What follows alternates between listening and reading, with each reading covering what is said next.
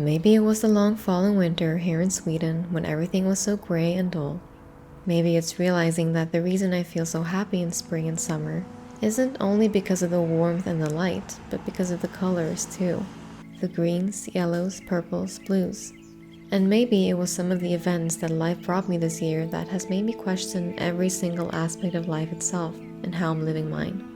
For these past few years that I've been on this minimalism journey, my philosophy has been remove everything from your life that you don't need and that you don't have space to appreciate and love. And consequently, don't bring into your life any more than you need and what you don't have space to appreciate and love. Not just for now, but for a long time. It's been an interesting experience, learning about what matters to me and what doesn't, not having to deal with messes of things that I don't even care about, getting dressed in no time because all the clothes that I own match with each other, so I barely need to give it any thought, which has been hell of a time and stress saver. Being able to clean quickly and easily because there isn't very many things to clean and move around. Reducing my carbon footprint by shopping far less, and when I do, trying to do it sustainably, which has also saved me money. Oh, and let's not forget about the fun, because curating my home, closet, and my life in a way that aligns with my idea of minimalism has been quite enjoyable, until it wasn't anymore. For years now, living with less has made me feel light and free, but I've started to realize that I might have taken it a bit too far, because I am now depriving myself of things that I do actually kind of need and love. In my kitchen, you will find exactly 2 big plates, 2 small ones, 2 bowls, and 2 cups. You will also find 2 dining chairs. This becomes a problem quite often, considering I like having people over for food and coffee, and will sometimes be 4 to 5 people in total. Want some tea after brunch?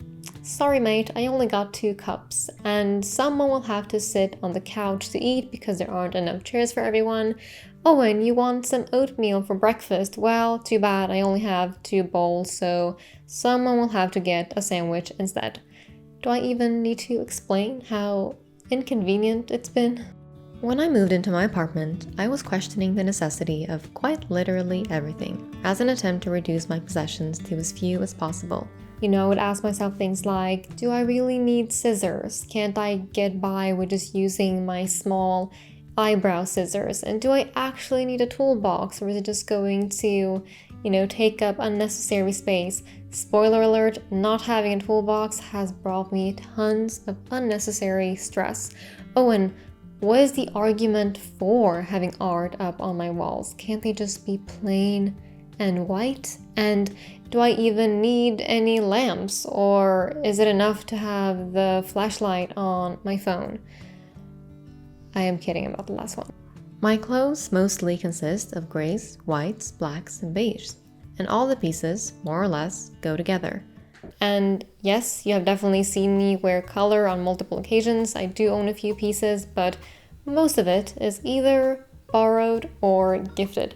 So thanks, Mom. And now for years, this was my, kind of dream closet, both aesthetically and practically, where not having to spend, time or brain power deciding what to wear was kind of the goal, I guess. And where I could feel good from a sustainable perspective because I would only get timeless pieces that I could wear for years to come. But now I sometimes wish I had to give some more, thought and think a bit more creatively when it came to how to mix and match my clothes. And I sometimes wish that I had a few, colorful dresses that would make me feel beautiful and feminine instead of only having the boxy white stuff. Now, don't get me wrong, I am very glad that I've chosen to be so intentional with the things that I bring into my life, but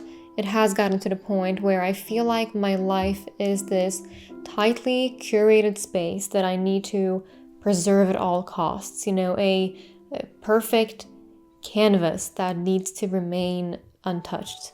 And it goes beyond just my home and my closet. I believe it's extended itself to other areas of my life as well, specifically my work, in the way that I sometimes feel afraid to experiment and to express myself. I'm playing it safe, I'm too comfortable. But I'm slowly stepping out of that comfort zone, and it's brought me nothing but joy, excitement, and relief so far. And now I'm not about to make any, major changes, but I do want to share the things that I have been changing up and that I plan on changing up. So, colored sheets and beddings. Now, I recently got one in blue, one brown, one purple, and one floral, and I absolutely adore them. And that was kind of a, big step for me, which sounds kind of ridiculous, but I used to have only white beddings, everything white. And I can't see myself getting back to that now that I've gotten a taste of colors and patterns, because I feel like it just gives so much life to my space. The bedside table. So I got one that was not even $40, and I got it a couple months ago, and it's been very useful. I now have a space right next to my bed where I can put my Kindle and my journal and my little lamp, and just making a cup of tea on a Saturday morning and then crawling back under bed and then having this bedside table where I can just pull out my Kindle or my journal. It's just such a treat.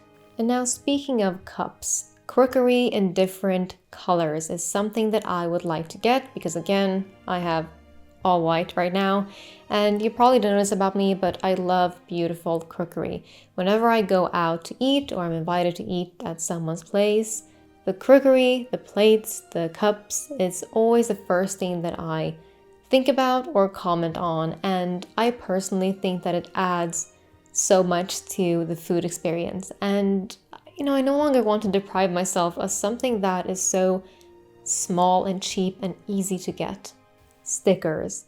I've wanted to get custom made stickers with the word ro, which is the name of our newsletter, for the longest time, to put on my laptop and on my phone, but getting that has gone against my idea of keeping things simple and sleek and clean.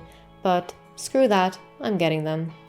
Colorful jewelry. Now, there are some jewelry pieces that I wear pretty much all the time and that I absolutely love, but I would love to mix in a necklace, a bracelet, and some colorful pearls, and I would love to make them myself. Again, this has been one of the things where I thought, well, colorful pearls aren't exactly timeless, so you're probably going to get sick of them, and then that's going to have been a waste. But then I've been thinking, where do we draw the line between thinking long-term and sustainably versus prioritizing the now, our current needs and wants. Now, the point here is not that I'm going to start buying a bunch of new things, but rather it is to just give myself permission to be expressive without fear of stepping out of this minimalist box that I myself have created for myself. And it's about not feeling guilty for keeping knickknacks and collecting souvenirs from my travels. And it's about not feeling the urge to digitalize everything, such as photo albums, because I want to clear up space. Physical photographs are the closest thing that we have to touching memories. And it's about daring more, in life and in work. I don't want my things to own me, but I also don't want minimalism to own me either. So, I will continue to live by the principles of minimalism because I do believe in it, and it has truly brought a lot of positives into my life. But this is simply goodbye to minimalism as I've known it. Oh, and by the way, I do have a toolbox now. Now, I personally think it's really interesting learning about how other people interpret different lifestyles and to see what I may learn from that. So for instance, I just finished a class about minimalism on Skillshare, who is sponsoring us today. The class is called Everyday Minimalism, Find Calm and Creativity in Living Simply, and is held by Erin Boyle. Now, obviously the title is very attractive to me. It contains some of my favorite words like calm and simple living and creativity. And it was really interesting seeing what minimalism means to someone else and how it influences their life. And the whole class was just very calming and enjoyable. Now, whether you are interested in minimalism or photography or video editing or any other topic, chances are there's a class about it on Skillshare, which is an online learning community with thousands of classes on a variety of topics, and I have gotten tons of value out of the classes that I've taken on there for these past 2-ish years or so that I've had my membership. And typically I like taking classes before bed, so I will either be reading on my Kindle, journaling, well, I'll always be journaling, and sometimes I will take typically just random classes about anything, even if it's not a topic that inherently interests me.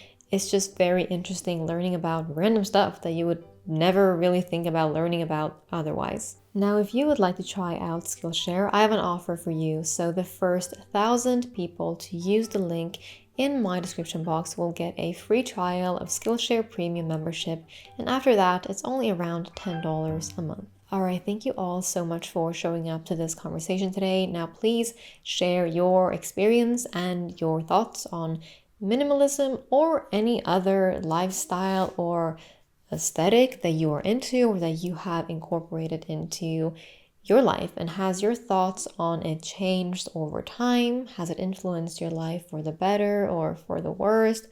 Just spill it all. Let's talk about it in the comment section. And as always, I will see you there.